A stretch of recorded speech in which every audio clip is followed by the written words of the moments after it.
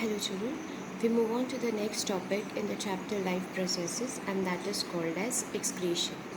Excretion is also one of the life processes because we studied it is a process wherein the unwanted waste material is excreted out of the body. And if the waste material which contains nitrogenous waste products, if it is accumulated in our body, then it will be harmful for the body. Hence, the process of removal of this waste is important, and it is one of the important life process called as excretion. Now, different organisms use different mechanism to excrete out the waste product. Number one, it can be by simple diffusion. We know the difference between diffusion and osmosis. Diffusion is the process wherein substances move from higher concentration to lower concentration, and it involves all the states of matter, that is solid, liquid and gas. So diffusion is one of the process in unicellular organisms. Multicellular organisms remove waste by undergoing process of, they have different organ system, and this organ system is responsible for the process of undergoing excretion. So we'll understand the human excretory system. So human excretory system comprises of the following parts.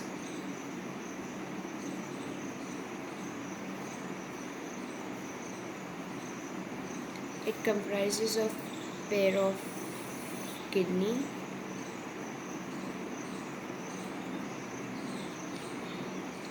then it comprises of pair of ureter, urinary bladder and urethra. So these are the parts involved in the human excretory system. Children, this diagram, that is figure number from your NCERT 6.13, is important. You need to draw two kidneys. Ensure that whenever you draw the diagram, the right kidney is placed a little bit lower as compared to the left kidney, because here there is presence of liver, and because of liver this kidney is placed a little bit at a lower level. You can draw. Then you have to draw pairs of ureter. We have a urinary bladder and the place through which urination is going to be occurring, that is urethra. Here in this excretory system, the kidneys are responsible for undergoing the process of filtration of blood. Children, when you studied respiration, you understood that lungs का काम होता है blood को purify करना, that is oxygenated or deoxygenated वाला process. But यहाँ पे the blood is filtered. Filtered meaning unwanted waste is filtered out, and whatever is useful goes back to the blood. So kidney is going to perform the function of filtration of blood. Whatever is not required will enter into the long tubule called as ureter.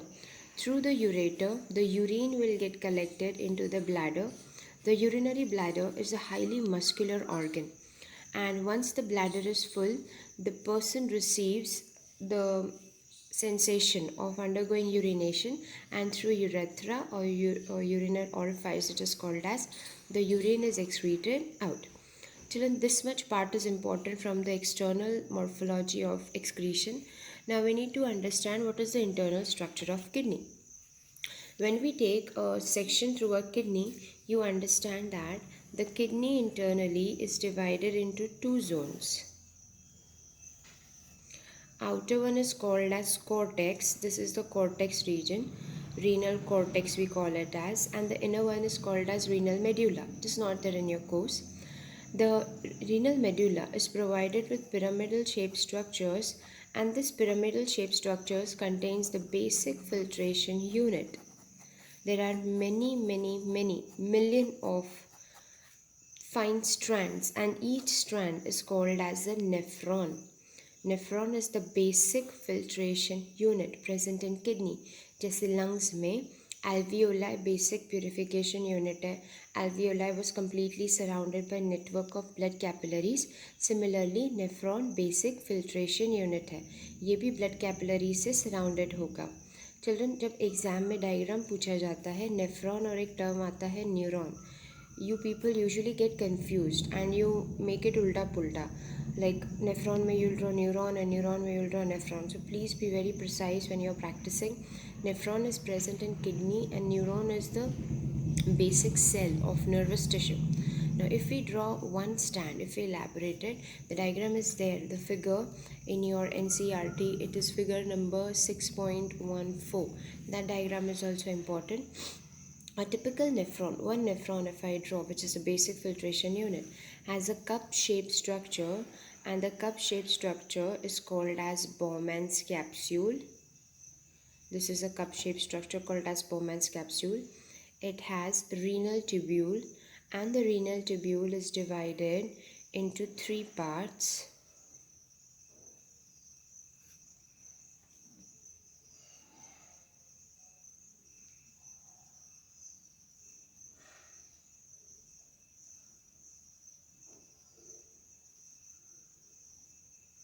This is how we are supposed to draw a typical nephron.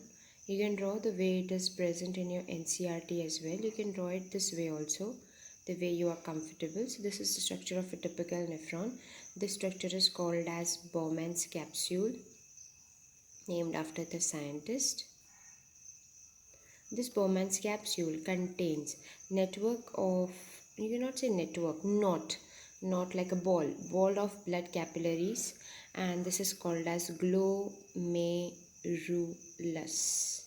And the glomerulus is provided by afferent arteriole and efferent arteriole. एक blood लेकर आएगा और दूसरा blood लेकर जाएगा. So afferent arteriole and efferent arteriole, it is called as glomerulus. The Bowman's capsule further continues into a renal tubule. This is called as proximal convoluted tubule. This one is called as distal convoluted tubule. This loop or turning region is called as loop of Henle or Henle's loop. It plays a very important role in the process of filtration, and this tube is called as collecting duct. So these are the parts of a typical nephron, one nephron it is. Now what is the function of a nephron? It undergoes three important functions. This is an important question you get, that what is the function of a nephron or what is the function of kidney. So it undergoes a very important process, and it is called as ultrafiltration. Second function is selective reabsorption.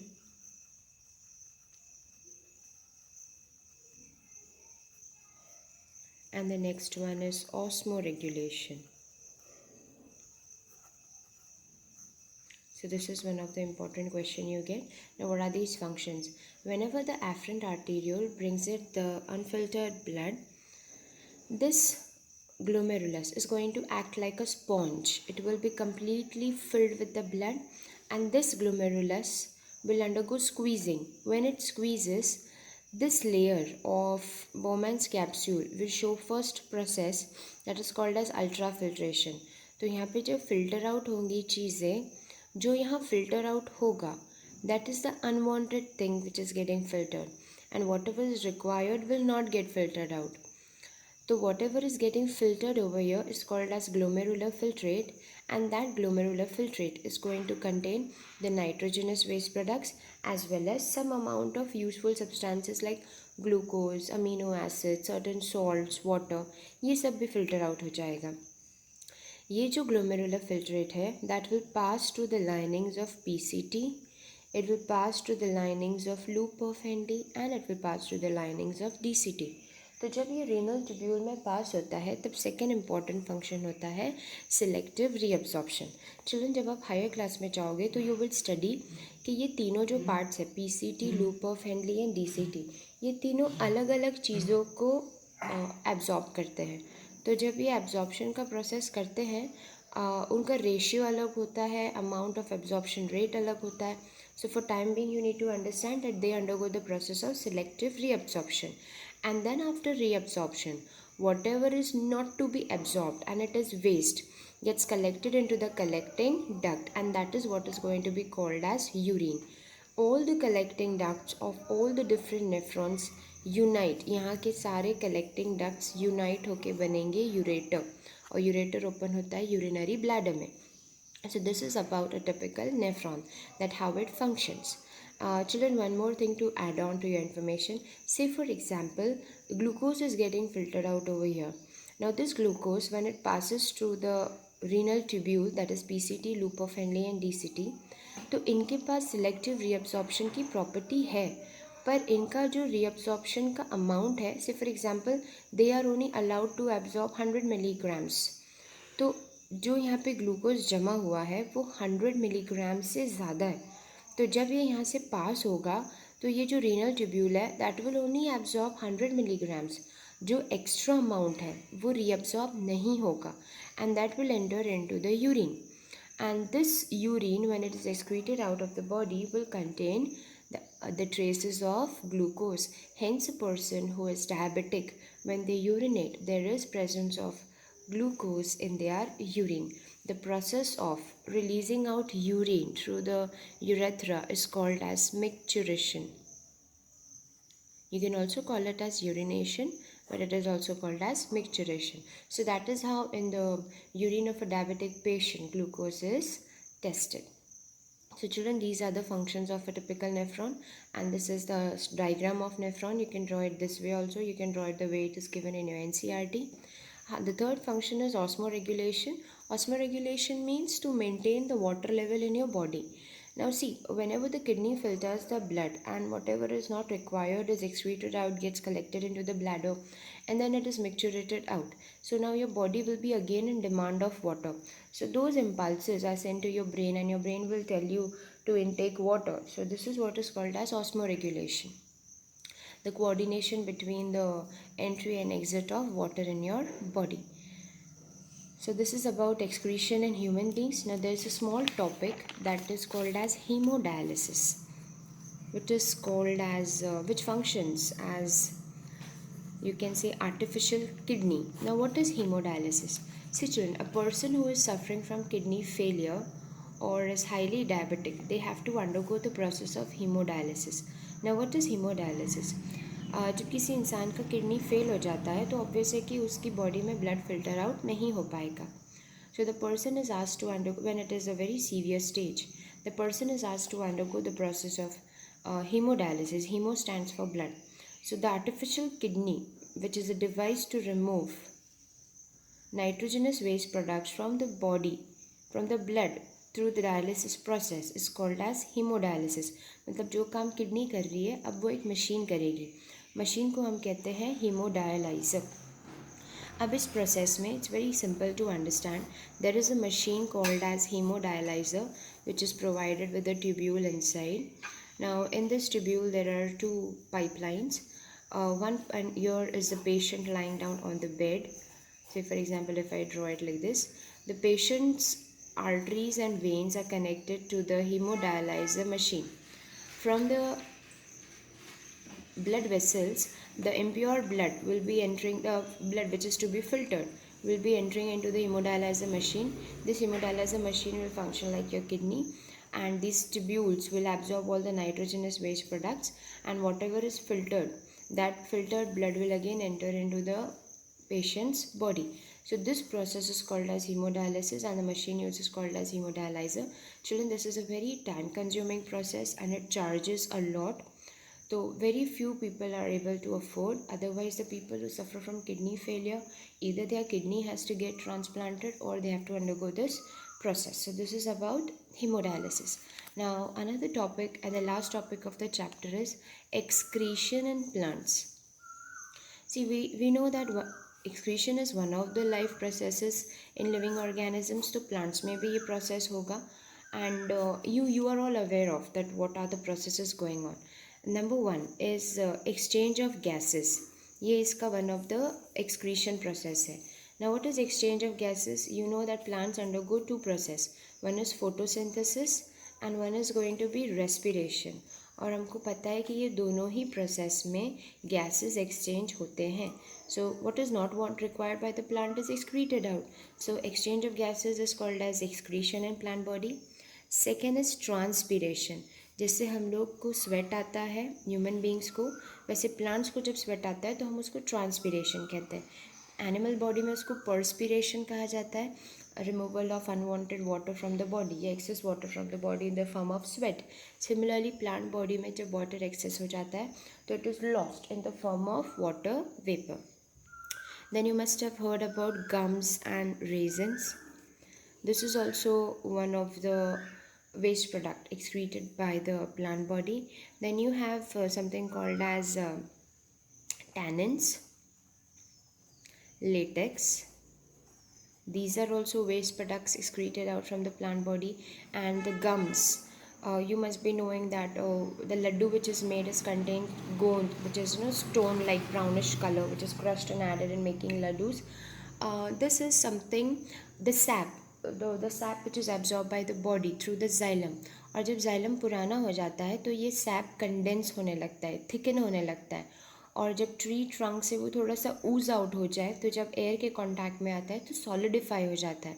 So the gums are stored in the old xylem that is formed through the sap. See children, the gums that we use in making laddus and all, which is very good for our health, is an excretory product of the plant, but it is very useful for us. And the last excretory product is calcium oxalate crystals. These are crystals present in the colocasia leaves. You know this shape of leaf out of, and it has a stem over here. It is used in making snacks. I guess it in Hindi called as arvi. तो ये वाले जो plants होते हैं इनके अंदर छोटे छोटे पार्टिकल्स होते हैं microscopic, and they are called as calcium oxalate crystals. तो हम लोग जब इस लीफ को कंज्यूम करते हैं तो ये हमारे थ्रोट में इचिंग सेंसेशन कॉज करता है. If you choose the young leaf, the itching sensation is not caused. But these are the excretory products that is present in the plant body. So children, here we end with this chapter. If you have any kind of doubt, you can ask on my personal WhatsApp number. The doubt will be cleared.